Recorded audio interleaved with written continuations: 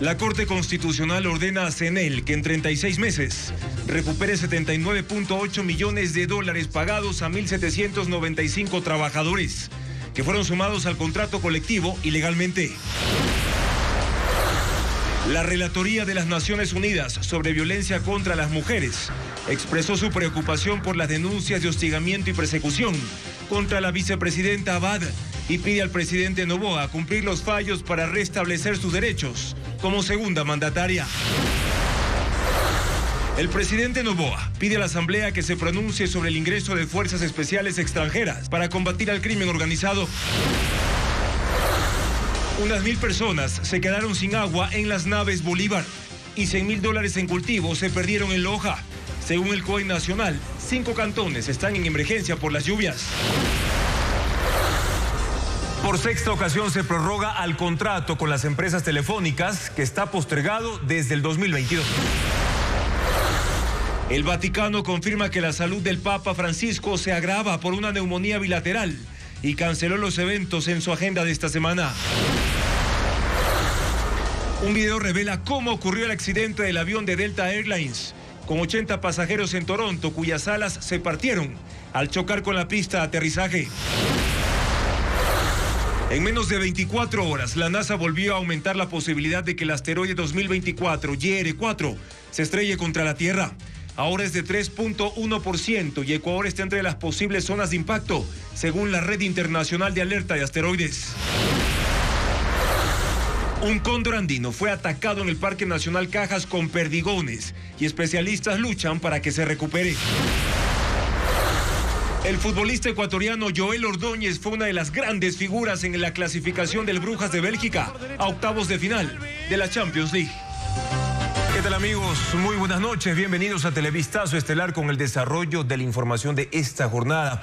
Los funcionarios de carrera y de servicios ocasionales de CNEL deberán devolver a la empresa estatal los valores cobrados ilegalmente desde el año 2022. La Corte Constitucional echó abajo las decisiones judiciales que les permitía beneficiarse del contrato colectivo. Francisco Garcés sigue el caso. CNEL deberá recuperar 79,8 millones de dólares pagados ilegalmente desde el 2022 a 1.795 funcionarios de carrera y de servicios ocasionales.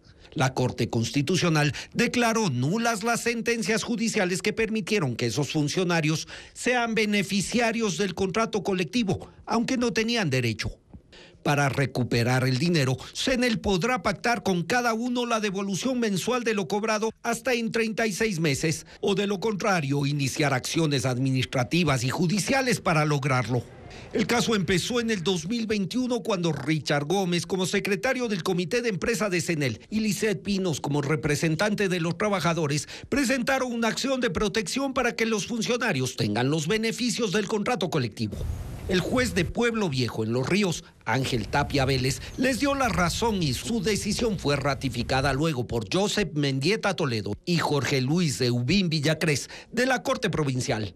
La Corte Constitucional, en un voto unánime, dejó en claro que los funcionarios de carrera y de servicios ocasionales no tienen el derecho a la contratación colectiva como lo tienen los obreros amparados en el Código del Trabajo. Por eso declaró que la acción de protección fue mal usada. Se presentó para evitar una supuesta vulneración de derechos de igualdad y no discriminación, pero en realidad se dirigía a obtener beneficios económicos derivados de la contratación colectiva que es propia de los obreros.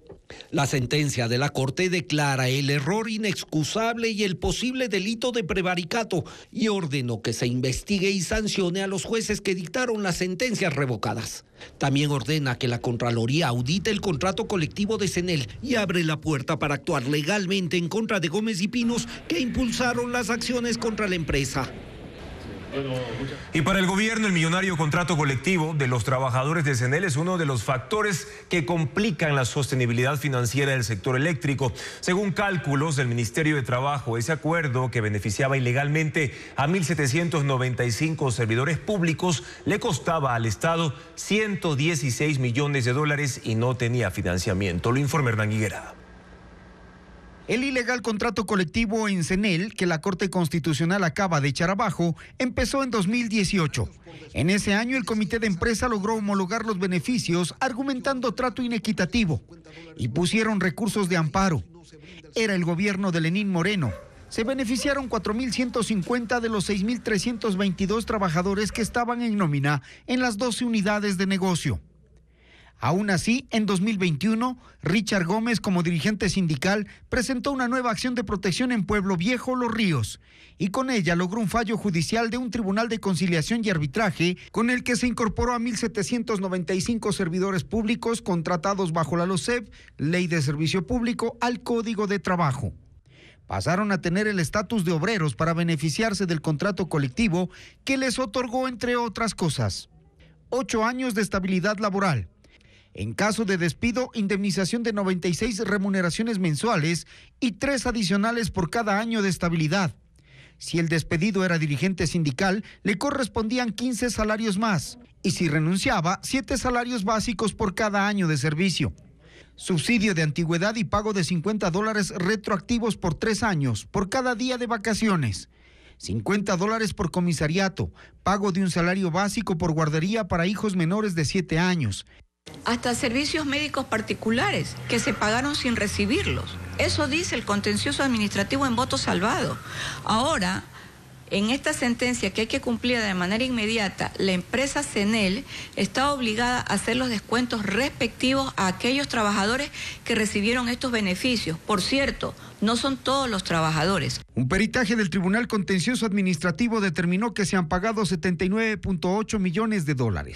Pero las cifras actualizadas del Ministerio de Trabajo suman 116 millones destinados a este contrato colectivo entre el 2022 y 2024 a servidores públicos que no debían beneficiarse. En CENEL hubo casos de trabajadores que ganaban sueldos superiores al del presidente.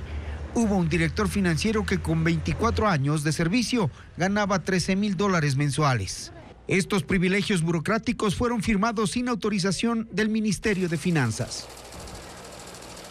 Expertos de la ONU denuncian hostigamiento político contra la vicepresidenta Verónica Abad. Así lo expresaron en un comunicado esta tarde. Los relatores del organismo internacional instan a las autoridades a cumplir con los fallos judiciales. Más información con Carla Delgado. Ahora la ONU entra en el caso de Verónica Abad. Sus relatores sobre derechos humanos, Rim Al-Salemi y George Kadrougalos, expresaron este martes su preocupación por las denuncias de lo que ellos llaman hostigamiento político, administrativo y judicial contra la vicepresidenta Verónica Abad. El caso de la vicepresidenta Abad parece ser un precedente alarmante que pone en peligro el carácter democrático de las elecciones en Ecuador. Socava la participación de las mujeres en la vida pública y viola principios fundamentales de igualdad y no discriminación. Y dicen que las medidas presuntamente adoptadas contra la vicepresidenta Abad, incluyendo, según su comunicado, su exclusión arbitraria de funciones, el uso indebido de sanciones administrativas y la persecución judicial contra su entorno familiar y legal, constituirían graves violaciones de sus derechos políticos y del Estado de Derecho, y que estas acciones serían contrarias a las obligaciones internacionales de Ecuador. Los relatores hacen un recuento de cómo Abad, desde su posición en 2023, ha enfrentado medidas coercitivas, incluyendo su designación como embajadora para la paz en el conflicto israelí-palestino, sin recursos adecuados, y su traslado forzoso a Israel y posteriormente a Turquía, lo que según ellos comprometió su seguridad personal y familiar. En su texto de una página incluyen su preocupación por la presunta detención arbitraria del hijo mayor de la vicepresidenta e instaron a las autoridades ecuatorianas a cumplir con los fallos judiciales para restablecer los derechos de la vicepresidenta Abad y garantizar un proceso electoral libre y transparente. Desde el gobierno indicaron a Televistazo que por el momento no emitirán un comunicado oficial sobre este tema. La defensa de la vicepresidenta Verónica Abad dice que hay algunos procesos judiciales en marcha y que este informe será incluido dentro de ellos. Para que las autoridades judiciales puedan decidir también con base en lo que han establecido los criterios de estos organismos de derechos humanos. Pero a su vez hay que recordar que también el artículo 93 de la Constitución establece la obligatoriedad de los informes de organismos internacionales de derechos humanos frente al Estado Estado ecuatoriano. Y que la vicepresidenta puede interponer una garantía jurisdiccional por incumplimiento en la Corte Constitucional para que juzgue las vulneraciones. En una entrevista televisiva, el presidente de la República, Daniel Noboa, anunció que no habrá apagones este y el próximo año. También informó que están en guerra con organizaciones criminales que manejan 30.000 millones de dólares al año y se refirió a la generación de empleo. Fabiola Santana con un resumen de las declaraciones del mandatario. El presidente candidato Daniel Noboa apareció nuevamente en una entrevista televisiva. Es la segunda en 9 días tras la primera vuelta electoral. Esta vez en TC Televisión mostró una imagen más informal. Para conectar con la gente usó términos coloquiales. Noboa abordó el tema de la crisis energética y aseguró que el país no tendrá apagones este año y el próximo. Hay mucha más lluvia, que eso Dios nos ha ayudado. También hemos recuperado 500 megas de generación termoeléctrica. Por todas las cosas que hemos venido haciendo durante el año, estamos hasta vendiéndole electricidad a Colombia. Estamos vendiendo 5 gigas. ¿Hasta cuánto estamos tranquilos? Bueno, todo el año 2025 y todo el año 2026. Sobre el tema de seguridad, ratificó que el país está en guerra contra grupos criminales que manejan 30.000 millones de dólares al año. Hemos ido mejorando, pero es una guerra constante. Estamos luchando también contra grupos que mueven más de 30.000 millones de dólares entre droga, armas, minería ilegal al año. Es una fortuna. El presidente también dijo que obligará a la empresa de seguridad de Guayaquil, Segura EP, a entregar el control de las cámaras de seguridad. Bueno, en el caso de Guayaquil, Segura EP debería de entregar el control de todas las cámaras, el ECO 911, para poder observar a detalle qué es lo que está pasando en cada lugar. No lo ha hecho hasta el día de hoy. ¿Por qué? Nadie lo sabe. Al hablar sobre su proyecto de reforma para eliminar el financiamiento a partidos políticos, cree que la oposición no le dará los votos y se refirió a su rival de segunda vuelta. ¿Usted cree que van a querer eliminar eso los partidos políticos? Jamás, pues si tenemos otra candidata a la presidencia que lo que dice ella es que ella vive es de su sueldo como presidenta de un partido político. ¿Y cómo cree que va a tener el ingreso ese partido político? Fue una entrevista de 35 minutos en la que también tocó temas sociales, de migrantes, tributarios, entre otros. El gobierno modificó la estrategia de seguridad después de los resultados electorales. La disposición a la policía y fuerzas armadas es permanecer en territorio para contener la violencia. Paul Romero con los detalles de su aplicación. El resultado electoral del 9 de febrero presionó al gobierno a modificar los planes de seguridad. La orden presidencial a la policía y fuerzas armadas es contener la violencia criminal que subió entre enero y febrero durante la campaña y las elecciones a un promedio de 25 homicidios por día. La primera medida fue disponer el desplazamiento a las zonas de conflicto de ministros, comandantes, generales, coroneles y todas las unidades estratégicas del bloque de seguridad. Esta decisión provocó el cambio de la ministra del Interior, Mónica Palencia, que según fuentes consultadas por Televistazo, se excusó de cumplir esa disposición por motivos de salud. Así llegó al Ministerio del Interior el general Fausto Buenaño, un oficial nada extraño en el gabinete, pues antes de asumir el cargo fue parte del equipo de Palencia como viceministro de Seguridad Pública.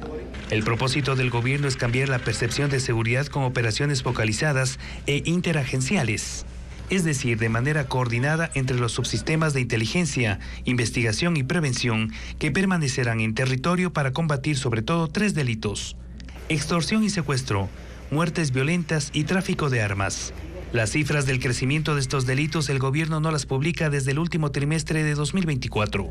Estas operaciones se están ejecutando desde el fin de semana de manera coordinada con las Fuerzas Armadas en 6 provincias: Guayas, Santa Elena, El Oro, Los Ríos, Manabí, Esmeraldas, en donde los resultados de las elecciones fueron adversos para el presidente candidato Daniel Noboa.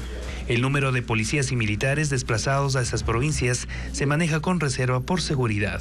El ministro del Interior conserva a la cúpula policial y por el momento se ha descartado cambios en las unidades estratégicas operativas.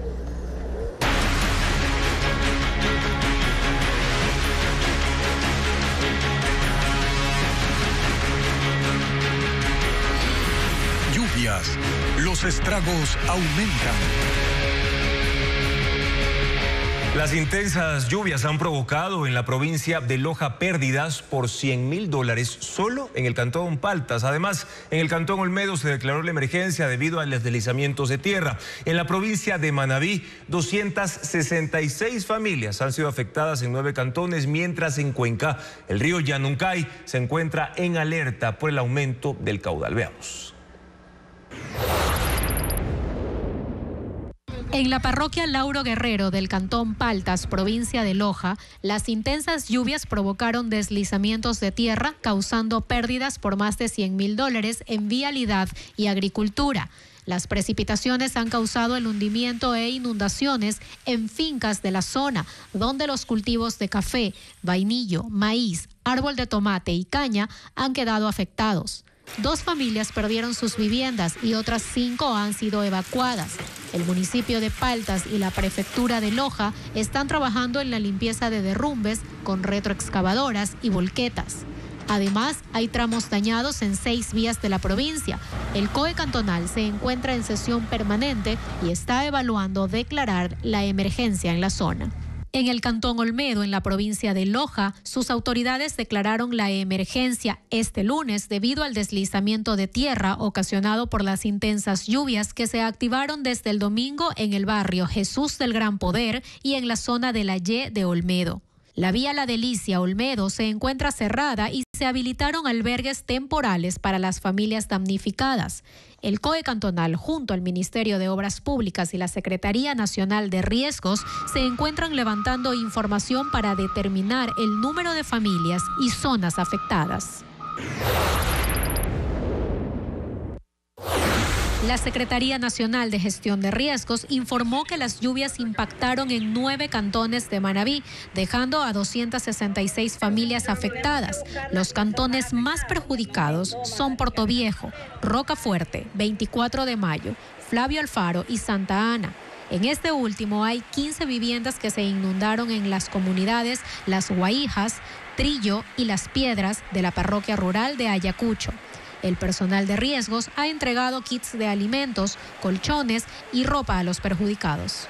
Y la crecida del río Portoviejo arrastró consigo palos y ramas en el sector La Mocora de la parroquia Colón en el cantón Portoviejo, causando daños en el puente colgante que conecta a las comunidades San Ignacio y Los Ángeles. El aumento del nivel del río afectó al viaducto que es utilizado por agricultores para acceder a los terrenos de plátano, maíz y maní, los mismos que con las fuertes lluvias del fin de semana se encuentran anegados. Los 4 ríos que rodean Cuenca han incrementado su caudal por el aumento de lluvias de los últimos días. El Tomebamba y Machángara se encuentran en estado normal. El Tarqui está en alerta, pero ciertos sectores del río Yanuncay ya se han desbordado, por lo que las autoridades municipales y de la Secretaría de Riesgo recomiendan a la ciudadanía no acercarse al río y tampoco realizar actividades físicas o de pesca. El invierno también causa estragos en la vía Cuenca-Molleturo, El Empalme, en el kilómetro 28. La noche de lunes hubo un deslizamiento de roca y tierra que bloqueó medio carril de la carretera. Se espera la llegada de maquinaria para la limpieza del material caído y evitar accidentes de tránsito. Sube a 5 el número de cantones declarados en emergencia por las lluvias. El COE nacional está en sesión permanente y ya ordenó la activación de los COE cantonales y provinciales en las zonas afectadas. 7.310 personas han sufrido repercusiones por la temporada invernal, como lo informa Luis Alfredo Zúñiga.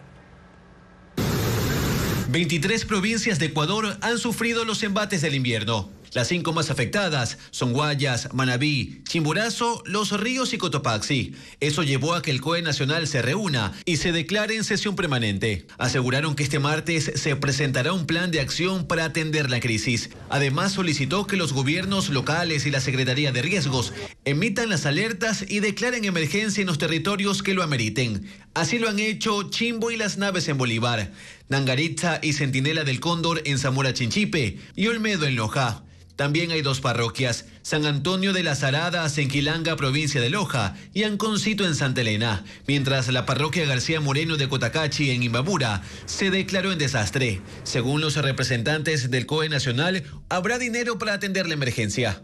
Una de las medidas importantes que hemos tomado es que se entreguen los fondos necesarios para poder atender los requerimientos que surjan. El COE exhortó a las autoridades locales a asegurar el suministro de agua potable y ordenó activar los COEs cantonales y provinciales en las zonas afectadas. Hasta el momento, 9 personas han muerto por el temporal invernal. Tenemos 4 personas en Manabí, una en Zamora Chinchipe, una en Tungurahua, una en Pichincha y 2 personas fallecidas en Imbabura. Además, 7.310 personas en el país han sido perjudicadas por el invierno. 382 están damnificadas. Hay 1.679 viviendas afectadas y 32 destruidas. 7 puentes han sufrido daños y 3 han colapsado. 17 kilómetros de vía han sido afectados. Un video publicado hoy muestra cómo se produjo el accidente del avión de Delta Airlines en la pista del aeropuerto de Toronto, en Canadá. Por el impacto, la nave perdió las alas y el fuselaje. Siguió avanzando en medio de fuego y humo. Las imágenes con Pedro Jiménez. Estos 30 segundos muestran los instantes finales del avión de Delta Airlines aterrizando en el aeropuerto Pearson en Toronto, Canadá. La nave golpeó el suelo, dio un rebote, se ladeó y producto del impacto las alas se separaron del resto del aparato, que entre el fuego y humo espeso avanzó sobre la pista helada en medio de una tormenta de invierno. El fuselaje terminó completamente virado y sus 80 ocupantes de cabeza dentro de la cabina. Las causas del accidente están bajo investigación, pues aunque se determinó que durante la tarde y hasta los momentos previos a la llegada del vuelo de Delta había mal tiempo, con ráfagas de viento de más de 70 kilómetros por hora y ventiscas de nieve, no hubo vientos cruzados durante el aterrizaje. Los 76 pasajeros y 4 tripulantes lograron salir, la mayoría ilesos. El momento también fue captado en video por algunos viajeros. Por el incidente se contabilizan 15 heridos, 8 de ellos de gravedad. El aeropuerto reanudó sus operaciones la tarde de lunes, pero 2 pistas siguen fuera de servicio. El Vaticano anunció esta tarde el nuevo diagnóstico sobre la salud del Papa Francisco. Los médicos en el Hospital Gemelli de Roma han determinado que lo aqueja una neumonía bilateral, lo que afecta a ambos pulmones. La enfermedad necesita que reciba tratamiento farmacológico adicional al que ya tenía por una infección polimicrobiana, para la cual le administraron antibióticos y cortisona. Han destacado que el pontífice de 88 años atraviesa por un cuadro clínico complejo. Los médicos no pueden decir cuándo recibirá el alta y todas las actividades de su agenda, tanto la audiencia de mañana como las de los próximos días, han sido canceladas. Francisco ha pedido a los fieles que sigan rezando por él. La ministra de Educación, Alegría Crespo, se pronunció sobre la ideología de género en el sistema educativo. En un fallo, la Corte Constitucional dispuso que esa cartera de Estado diseñe protocolos de acompañamiento a niños y adolescentes para prevenir y combatir la discriminación por diversidad sexual e identidad de género. El informe con Carla Delgado. La ministra de Educación, Alegría Crespo, fue clara. Dijo que no implementará ninguna acción basada en ideología de género en las aulas. En un video que subió a sus cuentas oficiales y que dura 1 minuto con 40 segundos, recalcó que desde el Ministerio de Educación reafirman el compromiso con la protección de derechos de niñas, niños y adolescentes en el sistema educativo, así como la educación inclusiva pero libre de cualquier adoctrinamiento. Y rechazamos la imposición de agendas ideológicas, vengan de donde vengan. La Corte Constitucional, en un fallo de noviembre pasado, dispuso que el Ministerio de Educación diseñe protocolos de acompañamiento a niños y adolescentes para prevenir y combatir la discriminación por diversidad sexual e identidad de género en el sistema educativo. La sentencia atendía la demanda que puso una familia en 2017 en contra de una escuela de la costa, que acusó de omisión a la hora de dar acompañamiento a una menor que estaba en proceso de reivindicar su género, como consta en la demanda. Sin referirse a esta sentencia, la ministra explicó en el video que ha revisado y fortalecido los protocolos vigentes para prevenir y abordar cualquier tipo de vulneración de derechos en las aulas. Efectuando acciones firmes, como por ejemplo, el Plan Nacional de Erradicación de la Violencia en el contexto educativo. Actuaremos apegados siempre al rigor científico y pedagógico y jamás acompañaremos a que nuestra niñez y juventud tome decisiones que no corresponden a su edad. No dijo, sin embargo, qué acciones implementará para favorecer los derechos de los niños y cuáles no, respecto a la ideología de género. El gobierno prevé invertir $3.000 millones en 2 líneas de crédito. El presidente dijo que el BIES y el Banco del Pacífico entregarán más préstamos hipotecarios al 5% de interés. Iván Ecuador atenderá a emprendedores y también a los agricultores. Diego Puente con las cifras. El presidente candidato Daniel Noboa ofreció esta mañana inyectar $3.000 millones para dinamizar la economía. En una entrevista en TC Televisión dijo que el dinero se entregará como préstamos. El Estado tiene que inyectar liquidez en el sistema para que haya circulante, para que haya trabajo también para las personas, para que haya actividades. Y eso es lo que estamos haciendo ahora. Estamos en un plan ambicioso, inyectarle $3.000 millones. Ban Ecuador atenderá a agricultores, emprendedores y mujeres, pero no profundizó cómo obtendrá los recursos y cuándo empezarán los desembolsos a los interesados. Economistas indican que el gobierno tiene 4 alternativas para financiar $3.000 millones que representan cerca del 3% del Producto Interno Bruto, deuda externa de libre disponibilidad, reformas al Código Monetario y Financiero para emitir bonos, distribuir los ingresos tributarios de otra forma o acortar el encaje bancario. Para los economistas, se deben crear líneas especiales de crédito y separar el manejo económico de la coyuntura electoral, porque se puede afectar a la banca pública. Tiene niveles de morosidad que están llegando al 10%. Eso es sumamente alto. El presidente también habló de incrementar los créditos hipotecarios con una tasa de interés del 5% desde el Banco del IES y el Banco del Pacífico. La participación del BIES en este tipo de créditos ha disminuido. En 2024 llegó al 29%, por detrás de la inversión de la banca privada que ocupó el 43% y las cooperativas con el 28%. Esto, según las cámaras de constructores, ha afectado a su sector y ha paralizado proyectos inmobiliarios, sobre todo en los 2 últimos años. La Secretaría de Seguridad Nacional de Estados Unidos lanza una campaña en medios de prensa y redes sociales en la que advierte a los inmigrantes indocumentados que abandonen el país ahora o se atengan a la deportación y a la imposibilidad de regresar a los Estados Unidos de por vida. I'm Kristi Noem, the United States Secretary of Homeland Security. El segundo mandato de Donald Trump incluye una nueva estrategia con la migración ilegal, una mega campaña para advertir a los indocumentados que abandonen Estados Unidos voluntariamente. El anuncio lo hizo la secretaria de Seguridad Nacional, Kristi Noem. President Trump has a clear message for those that are in our country illegally. Leave now. If you don't, el presidente Trump tiene un mensaje claro para los que están en el país ilegalmente. Vete ahora. Si no lo haces, te encontraremos y te deportaremos y nunca regresarás. Pero si te vas ahora, es posible que tengas la oportunidad de volver, disfrutar de nuestra libertad y vivir el sueño americano. And enjoy our freedom and live the American dream. Se trata de una campaña publicitaria multimillonaria que se transmite en televisión, radio y se adapta al formato para redes sociales, con el fin de disuadir a los extranjeros de intentar entrar ilegalmente a Estados Unidos y además obligar a una autodeportación. Under President Trump, America's borders are closed to lawbreakers. Follow the law. Bajo la presidencia de Trump, las fronteras de Estados Unidos están cerradas para quienes quebrantan la ley, dijo Noem. Si sigues la ley, encontrarás oportunidades. Si la rompes, tendrás consecuencias. Sin embargo, según las leyes migratorias de Estados Unidos, la prohibición de reingreso para personas deportadas es temporal y su duración depende de las razones por las que se haya expulsado a la persona. Pero ahora, según Noem, se arriesgan a no poder entrar a Estados Unidos nunca más. Rusia y Estados Unidos dan el primer paso para la solución del conflicto por la guerra en Ucrania. El secretario de Estado de Estados Unidos, Marco Rubio, y el ministro de Exteriores ruso, Sergei Lavrov, se reunieron en Arabia Saudita para marcar el camino del diálogo. Ambos establecerán equipos negociadores en un proceso que por ahora excluye al gobierno de Ucrania y a los aliados europeos. El reporte con Pedro Jiménez.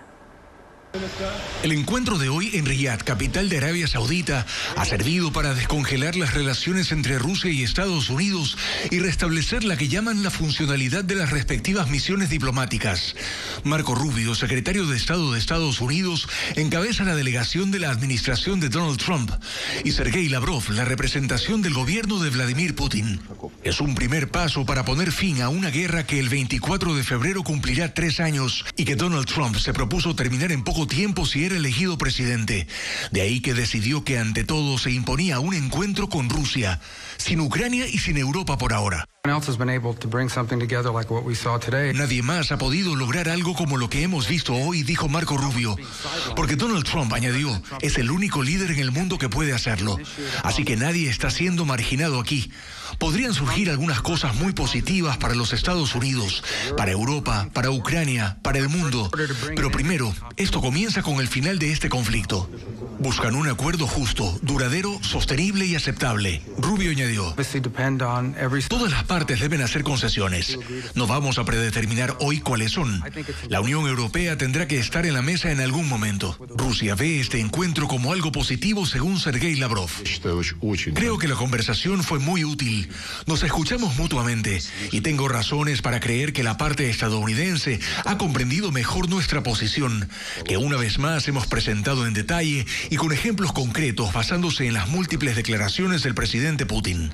Rusia espera, por ejemplo, una reorganización de los acuerdos europeos de defensa y busca que las fuerzas de la OTAN se retiren de Europa del Este. Las considera una amenaza para su seguridad. Para el presidente de Ucrania, en cambio, no hay negociaciones que valgan sin ellos y otros aliados en la mesa. Estoy convencido, dijo Zelensky, de que para Ucrania y para nuestra región, para Europa, es fundamental que cualquier negociación para poner fin a la guerra no se lleve a cabo a espaldas de las partes afectadas por la agresión rusa. Habrá reuniones con Ucrania más adelante, mientras que un futuro encuentro de Donald Trump con Vladimir Putin no ha sido confirmado todavía. Se filtra un video sin editar de la entrevista que concedió el presidente de Argentina, Javier Milei, sobre el escándalo de la criptomoneda Libra, por el que decenas de miles de personas resultaron perjudicadas. Ahora se sabe que las preguntas fueron pactadas con el gobierno y funcionarios de la presidencia cortaron la entrevista por una declaración de Milei que lo pone en nuevos apuros ante la justicia. Presidente. ¿Qué tal, Johnny? Gracias por recibirme. Fue la entrevista que concedió el presidente Javier Milei para el canal Todo Noticias de Argentina, en la que debía explicar lo ocurrido con la criptomoneda Libra, cuyo valor subió y luego se desplomó, causando pérdidas para miles de inversionistas. Sin embargo, una grabación sin editar se filtró en redes sociales y dejó en evidencia que las preguntas realizadas por el entrevistador, Jonathan Viale, fueron previamente pactadas con el equipo del presidente. Che, pero no es que ¿cómo era que se pactaban las preguntas? Sí, acá. Esta me las anotó Adorni y Karina Milei y Caputo estas. No, me imagino que algunas te las habrán anotado. Acá tengo las de Caputo. Es Anti-Caputo, que es el más malo de todos. Tipo bravísimo. El entrevistador preguntó sobre la jueza que llevará el caso de las denuncias de estafa en su contra, entre otros detalles, a los que Milei respondió que de esos temas no está al tanto. Un tema en el cual participaste vos como ciudadano, además como presidente, por eso te lo pregunto. Es bueno que lo señales como ciudadano, porque tuiteé desde mi cuenta personal. Sí, pero ya te diste cuenta que no, que sos presidente. Bueno, me lo dijiste antes. Pero sí, pero mi cuenta es mi cuenta personal. Está bien, pero sos el presidente. Fíjate que dice mi cuenta de Twitter, abrila. Economista, sí, ya sé. Ok. Pero sos el presidente. En ese momento, el asesor de Milei, Santiago Caputo, intervino y pidió a Viale que reformule la pregunta para liberar a Milei de un nuevo problema judicial. Sí, yo entiendo, me doy cuenta, te puede traer un quilombo judicial. A ver, ¿cómo veníamos? No sé. Y volví a preguntar sobre Libra, qué sé yo. En la entrevista oficial transmitida por el canal, el presidente dijo que difundió el mensaje de la criptomoneda para incentivar el crecimiento de la economía argentina, porque su gobierno está comprometido con impulsar la vanguardia tecnológica y que no existen más de 40.000 afectados. En el mejor de los casos se trata de 5.000 personas. Todos los que entraron ahí, que de hecho lo hicieron de manera voluntaria, sabían muy bien a lo que estaban entrando. Es decir, son operadores de volatilidad. Milei dijo que cambiará su forma de actuar en el cargo para que no llegue a sus manos cualquier proyecto y negó haber recibido dinero por la publicación de Libra. El grupo terrorista Hamas entregará los cuerpos de 4 rehenes este miércoles, entre ellos los de 2 niños y su madre. La noticia de esta muerte ha causado conmoción, pues se esperaba que se reencontrara con su padre, quien fue liberado el 1 de febrero. Kafir tenía solo 9 meses y su hermano Ariel 4 años cuando hombres armados lo secuestraron junto a su madre el 7 de octubre de 2023 durante la incursión de Hamas en Israel. Hoy los terroristas terminaron con la esperanza de volver a verlos. Un vocero del grupo dijo que los cuerpos serán entregados a las autoridades israelíes como parte del compromiso de cara a una segunda fase del cese al fuego en Gaza. En primer lugar, entregaremos los cuerpos de 4 de los prisioneros de la ocupación el jueves 20 de febrero, incluidos los cuerpos de la familia Vivas, y a su vez el enemigo liberará el próximo sábado 22 de febrero a nuestros prisioneros. Kafir y Ariel, de ascendencia argentina, eran los únicos infantes secuestrados que permanecían en Gaza. Los otros fueron liberados durante la anterior tregua en noviembre de 2023. Militantes de Hamas anunciaron que habían muerto en un bombardeo al inicio de la guerra, pero como no aportaron pruebas, había esperanza de que siguieran con vida. Su padre, también capturado por los terroristas, fue liberado el 1 de febrero. No sabía nada de su familia y todos esperaban el reencuentro después de 500 días de cautiverio. Hamas dijo que también devolverá el cuerpo de un 4º rehén sin revelar su identidad, además de liberar a 6 secuestrados vivos. Y la NASA volvió a aumentar la posibilidad de que el asteroide 2024 YR4 impacte contra la Tierra. Esta vez subió a 3.1%. El hecho ocurriría en 7 años y se han establecido 6 posibles zonas de choque en el planeta, como reporta Vanessa Robles. La probabilidad de impacto contra el planeta Tierra pasó de 2.6% a 3.1%, siendo el triple de las estimaciones que había hasta la semana pasada. Según los cálculos científicos, la colisión ocurriría el 22 de diciembre de 2032. Este objeto rocoso mide entre 40 y 90 metros de ancho. Fue descubierto en diciembre del año pasado por el Sistema de Última Alerta de Impacto Terrestre de Asteroides de Chile y viaja por el espacio a una velocidad de 48.000 kilómetros por hora. Los expertos dicen que es lo suficientemente grande para destruir varias ciudades, o si cae en los océanos podría provocar grandes olas y afectar zonas costeras. Según la Red Internacional de Alerta de Asteroides, de acuerdo a su trayectoria, las posibles zonas de impacto serían el Océano Pacífico Oriental, la zona norte de Sudamérica, es decir, Colombia, Venezuela o Ecuador, el Océano Atlántico, África, en Nigeria, Camerún y la República Democrática del Congo, el Mar Arábigo o el sur de Asia en India y Bangladesh. El asteroide ha sido considerado de nivel 3 en la escala de riesgo de impacto de Turín, que va del 0, es decir, nulas posibilidades, al 10, colisión segura. Con dicha calificación, se considera necesario que los astrónomos observen el asteroide de manera continua. Asimismo, científicos revelaron que en un escenario remoto, pero estadísticamente posible, el asteroide podría terminar impactando en la Luna en lugar de la Tierra. La localidad francesa de Menton celebra su producto estrella con un colorido evento. Se trata del Festival del Limón, donde esculturas gigantes hechas con cítricos adornan parques y jardines. El tema de este año es Viaje a las Estrellas. Por ello hay figuras relacionadas con la temática espacial como astronautas, cohetes, incluso un alien. La fiesta del limón inició en 1928 y surgió como un atractivo turístico para la ciudad de la Costa Azul. Una obra de teatro sobre el amor, un concierto de ópera y el estreno de una película filmada en Ecuador son las propuestas más destacadas en Quito, Guayaquil y Loja también. Vanessa Robles resume estas actividades culturales destacadas.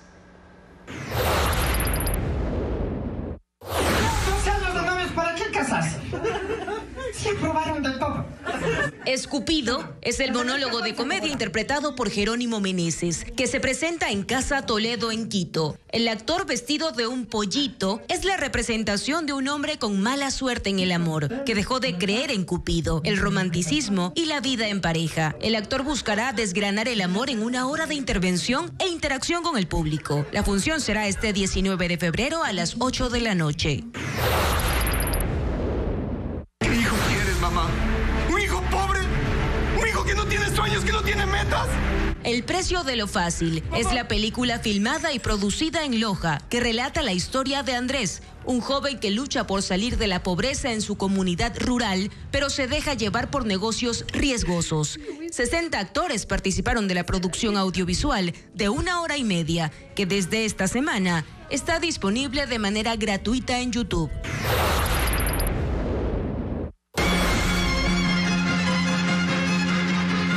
Contrastes es el programa musical que se llevará a cabo este 21 de febrero en el Museo Antropológico y de Arte Contemporáneo MAC en Guayaquil. Manuel Mendoza, director de la Orquesta Sinfónica de Estrasburgo en Francia, visita el país y dirigirá a los 70 músicos de la Orquesta de Guayaquil en una propuesta de ópera y folclore ruso. El concierto será a las 5:30 de la tarde. Gravemente herido y al borde del colapso, un cóndor andino fue hallado en el páramo de Pucán, en los límites del Parque Nacional Cajas. Comuneros lo encontraron inmóvil y dieron la alerta. Tenía impactos de perdigones en el cuello y el cráneo, heridas que lo dejaron sin fuerza para poderse alimentar. Ahora especialistas luchan por su recuperación mientras la Fiscalía investiga este ataque. Un cóndor de 40 años permanece en cuidados intensivos tras ser rescatado en el sector Pucán, en los límites del Parque Nacional Cajas, al sur de Cuenca. Comuneros lo encontraron moribundo en el páramo y alertaron a la policía y al Ministerio del Ambiente. Especialistas del zoológico Amaru lo examinaron y confirmaron que tenía múltiples impactos de perdigones, 4 en el cuello y 1 cerca del cráneo, lo que le impedía alimentarse y beber agua por sí mismo. El ave fue trasladada a la clínica del zoológico, donde recibió analgésicos, sueros y tratamiento para reducir la inflamación. Desafortunadamente el pronóstico es reservado todavía. Estamos haciendo una terapia para poder desinflamar esos traumas que tiene a nivel de encéfalo y de cuello. El cóndor, un macho adulto, pesa 12 kilos y mide 3 metros. El equipo de atención está conformado por 3 veterinarios y un biólogo. Presumen que habría deambulado al menos 4 días herido, debilitándose y sufriendo estrés. Hoy le realizaron una tomografía y esperan que este miércoles su estado mejore para realizar una cirugía y extraer los perdigones. Solamente con el tiempo y los tratamientos vamos a saber si es que este cóndor es candidato a ser reinsertado en la naturaleza, que es lo que todos queremos. La Fiscalía investiga el caso como un intento de caza de una especie en peligro de extinción, un delito que podría sancionarse con hasta 3 años de prisión. Sin embargo, aún no se ha identificado a los responsables. Según el Ministerio de Ambiente, en el corredor del Parque Nacional Cajas solo quedan 19 cóndores que sobrevuelan la zona. El correísmo dice que no está en su agenda una ley de comunicación como lo propuso uno de sus asambleístas electos. La posibilidad ya es cuestionada por la bancada oficialista y también por el Partido Social Cristiano. Patricio Díaz tiene las reacciones. El correísmo quiere distanciarse de la propuesta de una nueva ley de comunicación. Javier Lazo, asambleísta electo por la Revolución Ciudadana, dijo que propondría una norma en ese sentido, pero entre los legisladores reelectos por esa bancada dicen que no es algo que hayan discutido. No es ninguna postura de bancada, no es ninguna postura como movimiento político. Nosotros siempre respetamos la libertad de expresión.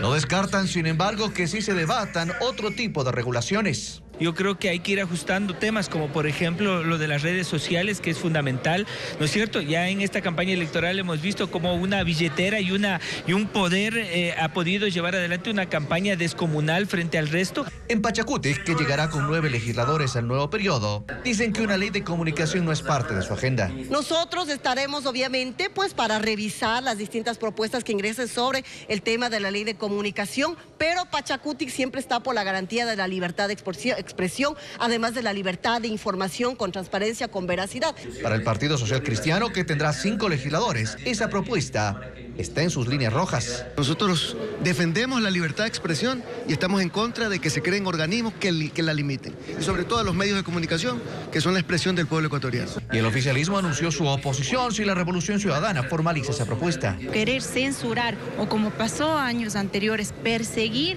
a los medios de comunicación, denunciar a los medios de comunicación por sus críticas o investigaciones, no estamos de acuerdo. Entre los asambleístas electos, la medida por ahora no parece tener apoyo, pero todavía faltan 3 meses para que asuma funciones el nuevo periodo legislativo. Por sexta vez, el gobierno prorrogó la negociación del contrato con Otecel, filial de Telefónica Movistar. La negociación de ese contrato, así como el de Conecel, se extendió hasta mayo. Francisco Garcés nos cuenta cómo va este tema. El gobierno amplió hasta el 15 de mayo las negociaciones para la renovación de los contratos con las telefónicas. Las mesas de negociación llevan 2 años sin llegar a un acuerdo. Así, por sexta vez, la Arcotel emitió una resolución para prorrogar la negociación con Otecel hasta el 15 de mayo. Otecel es la filial de la multinacional Telefónica que está en Ecuador con las marcas Movistar y Tuenti. Conecel, que opera con la marca Claro, tiene una prórroga sin plazo hasta que se renueve su contrato. Mientras tanto, Otecel paga 2 millones mensuales al Estado por la operación y Conecel, que tiene la mayor parte del mercado, paga 3,3 millones mensuales. Ambas deberán pagar en abril una tarifa de 2,9% de su facturación. Esos valores serán descontados de los nuevos contratos una vez que estén firmados. La negociación es reservada y no se conoce el monto propuesto por las compañías para renovarlos. Pero en el presupuesto del 2024, el gobierno contempló recibir 410 millones por la firma de los nuevos contratos, sin incluir el monto por el desarrollo de la tecnología 5G, que se estimó en alrededor de 150 millones de dólares. El monto total en cada caso es uno de los puntos de discusión y que ha llevado a extender los plazos. También la cobertura de servicio a las regiones más alejadas del país y el tiempo que eso tomará. La crisis energética sumó puntos a la negociación, entre ellos la obligación para que las empresas instalen equipos de energía para evitar que el servicio se interrumpa en caso de apagones. A diferencia de los vigentes, los nuevos tendrán techos tarifarios y la obligación de actualizar la tecnología. Si se firman, las empresas prestarán el servicio durante por lo menos 15 años. El presidente Daniel Noboa pidió a la Asamblea Nacional que se pronuncie sobre el ingreso de fuerzas especiales de países aliados para enfrentar la delincuencia organizada. Su bloque en el legislativo presentó un cambio del orden del día para la sesión de este miércoles con ese fin. Patricio Díaz se lo informa. El presidente de la República instó a la Asamblea en un video de redes sociales a que se pronuncie sobre el ingreso de fuerzas especiales de países aliados para enfrentar al crimen organizado. Hoy tenemos claro que tenemos un enemigo en común. Ahora le toca a la Asamblea Nacional. Los tiempos de indecisiones y ambigüedades han terminado. La patria nos lo demanda. El presidente nos dio detalles sobre esas fuerzas especiales y sobre los países que las conforman y podrían intervenir. No obstante, su bancada actuó a la par. Ferdinand Álvarez presentó un cambio del orden del día para que ese tema sea tratado en la sesión de este miércoles. Que se debata, dijo, una resolución para respaldar las acciones de cooperación internacional encaminadas al fortalecimiento institucional de los organismos del Estado para enfrentar la delincuencia organizada transnacional. La intención es respaldar alianzas militares que permitan que esas fuerzas especiales ingresen al país. Para seguir enfrentando esta batalla y para seguir ganando esta batalla, sí necesitamos la participación de fuerzas especiales extranjeras y ese fin es el que tiene mañana este cambio del orden del día. Desde el correísmo califican ese pedido como parte de un cálculo político electoral. Analizan su postura, pero anticipan que puede ser inconstitucional. En términos de capacitación, se puede. En términos de coordinación, incluso mejoramiento de tácticas de inteligencia, lo que fuere, se puede. Lo que no se puede es instalar ni presencia externa ni toma de decisión del territorio de una milicia extranjera.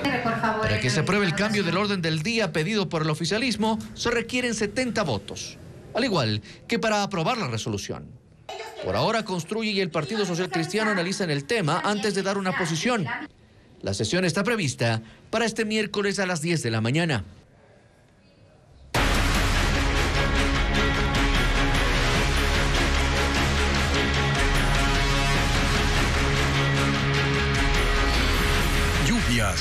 Los estragos aumentan. Las lluvias golpean con fuerza en Las Naves, provincia de Bolívar. La crecida de los ríos desbordó su cauce, destruyendo muros, socavando terrenos y dejando sin agua potable a más de 1000 habitantes. El cantón ya fue declarado en emergencia, como lo informó Odette Camacho.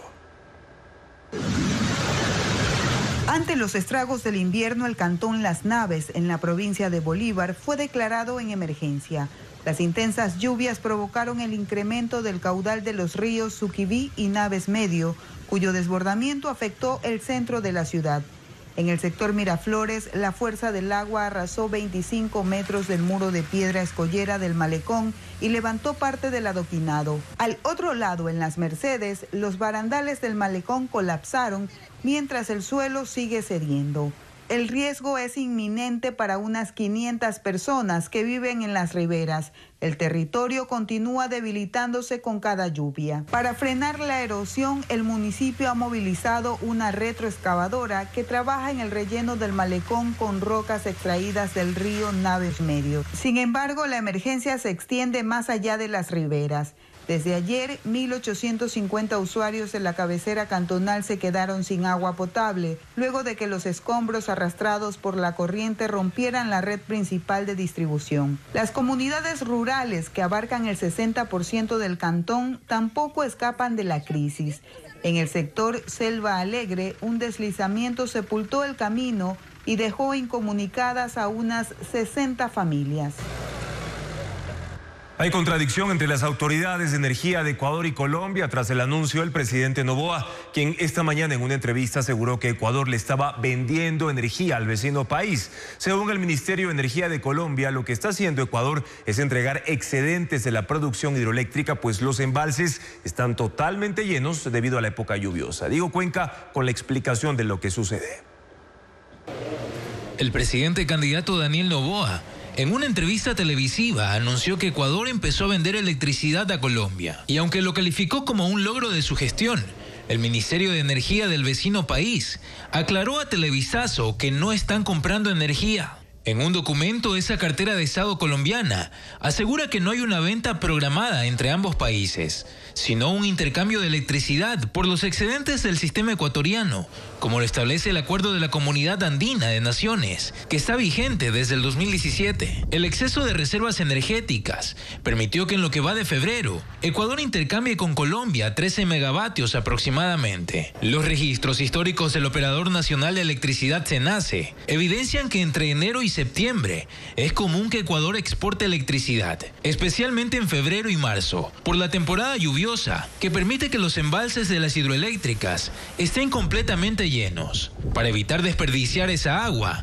la convierten en energía y la ponen a disposición de Colombia y Perú, para mantener la interconexión con ambos países. Ese intercambio de energía se da cuando el embalse de Mazar, el principal del complejo hidroeléctrico Paute en Azuay, tiene 1 metro más de agua de lo que requiere. La central Coca-Codo también tiene una producción que supera los 1.000 megavatios diarios, gracias a su caudal en buenas condiciones. Y el 86% de la electricidad que tiene Ecuador proviene de las hidroeléctricas.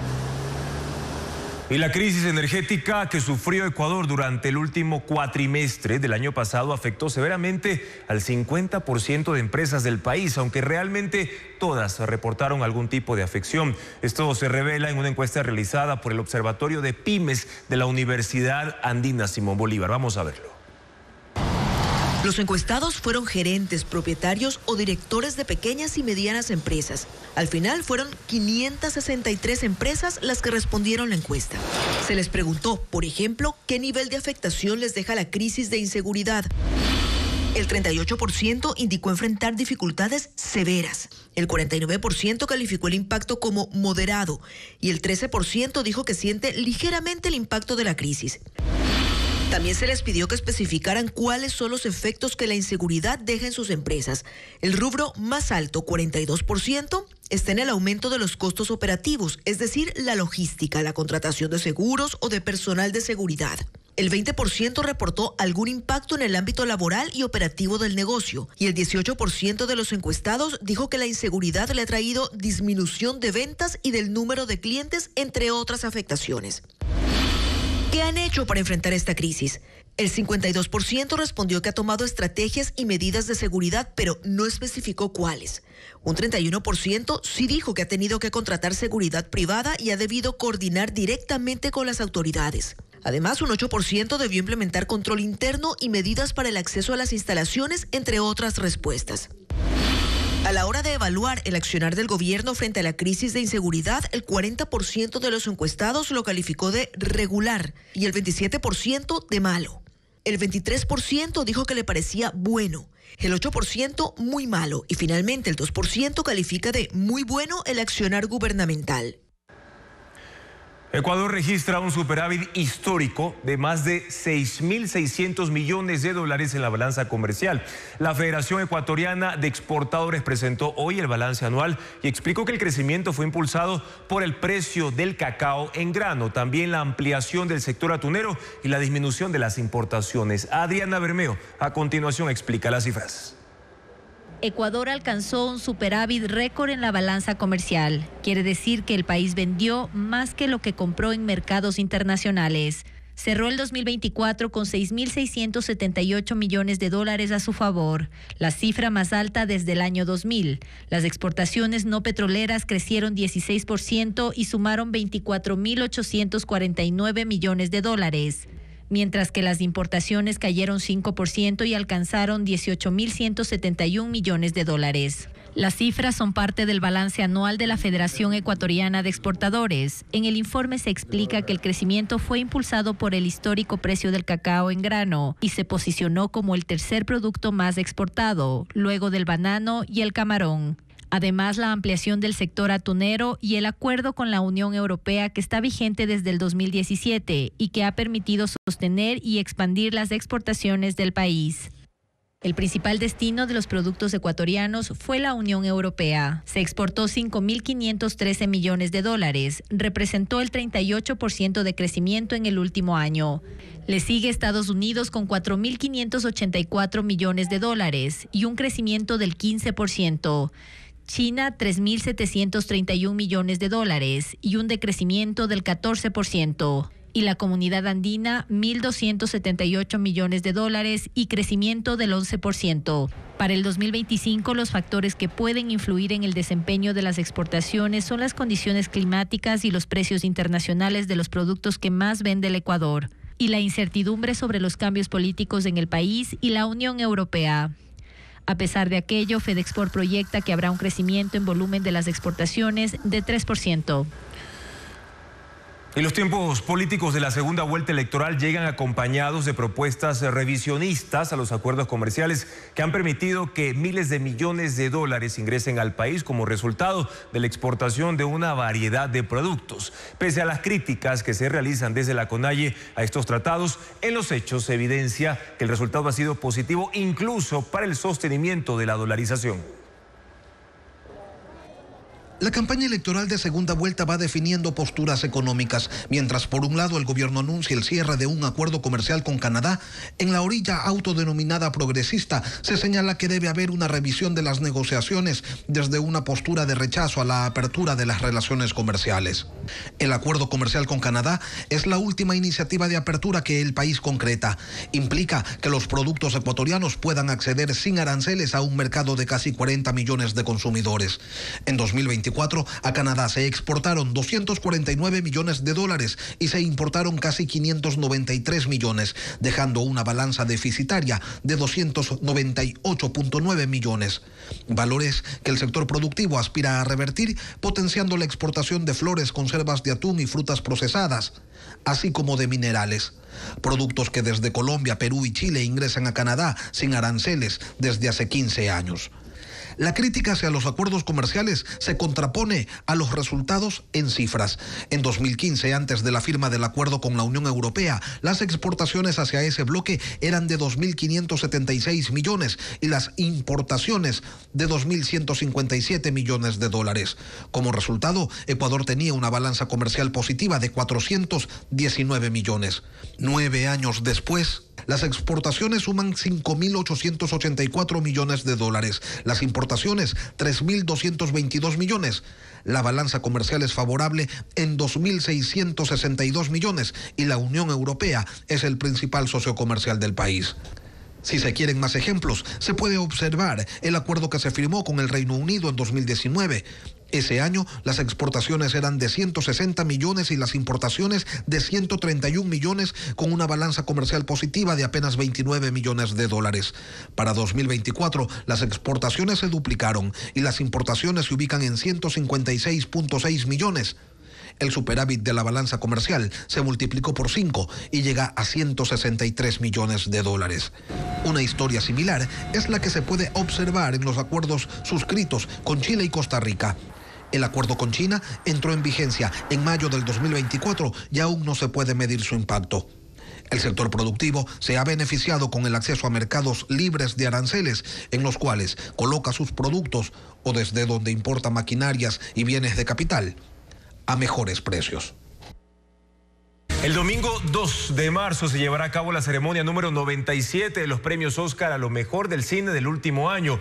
10 filmes constan en la lista de los aspirantes a mejor película del año. Y precisamente en las siguientes emisiones de Televistazo conoceremos los principales nominados en las categorías más destacadas. Veamos a continuación las candidatas a mejor película animada. La ceremonia de los Oscars se realizará el 2 de marzo. Queremos causar una buena primera impresión. En la categoría Mejor Película Animada compiten Intensamente 2, en el que Riley en la pubertad enfrenta nuevos desafíos y emociones desconocidas como la ansiedad, envidia, aburrimiento y vergüenza. Es la película animada más taquillera de todos los tiempos. Recaudó más de 1.600 millones de dólares a escala mundial. ¡Soy la peor!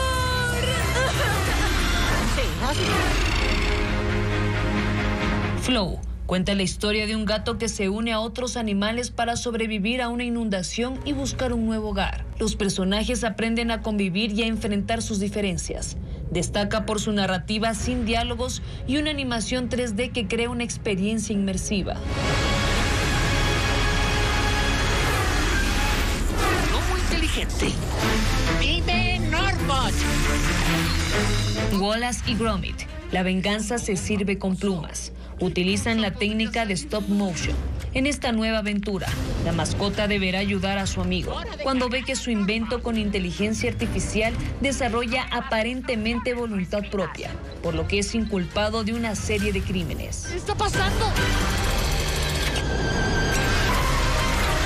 A pesar de mis errores, no todo era malo y veía el vaso medio lleno. En Memorias de un caracol, se relata la vida de Grace Paddle, una niña solitaria que vive en Australia en los años 70. Tras la muerte de su padre y ser separada de su hermano mellizo, se siente angustiada y ansiosa. Entabla una amistad con una anciana que le transforma la vida. Es momento de que te deshagas de tu caparazón.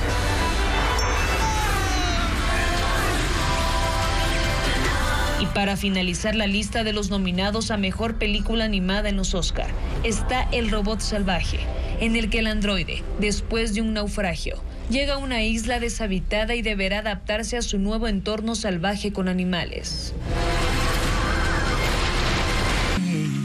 Camilo y Eva Luna viajaron hasta Guatemala para celebrar 5 años de casados. En la ceremonia en un jardín, la pareja mostró la dicha de compartir sus vidas y tener 2 hijas, Índigo y Amaranto. Para ellos, el matrimonio no es lo que pensaban, es mejor. En el evento estuvieron los padres de la cantante, Ricardo Montaner y Marlene Rodríguez. Para ustedes, los votos. Así finalizamos esta emisión. Televistazo regresa a las 5:55 de la mañana y en contacto directo estará Felipe Rivadeneira, presidente de FedExport, para analizar el superávit histórico que alcanzaron las exportaciones no petroleras y la importancia de los acuerdos comerciales para mejorar la economía nacional. Además, estará con nosotros Yanine Cruz, presidenta del Consejo de Comunicación. También va a analizar los riesgos para la democracia que representa la propuesta correísta de volver a la ley Mordaza. Ahí en pantalla ya tienen el código QR para ingresar a ecuavisa.com y también Ecuavisa Play, la dupla perfecta para mantenerlos siempre informados desde cualquier lugar. Gracias por habernos acompañado. Buenas noches.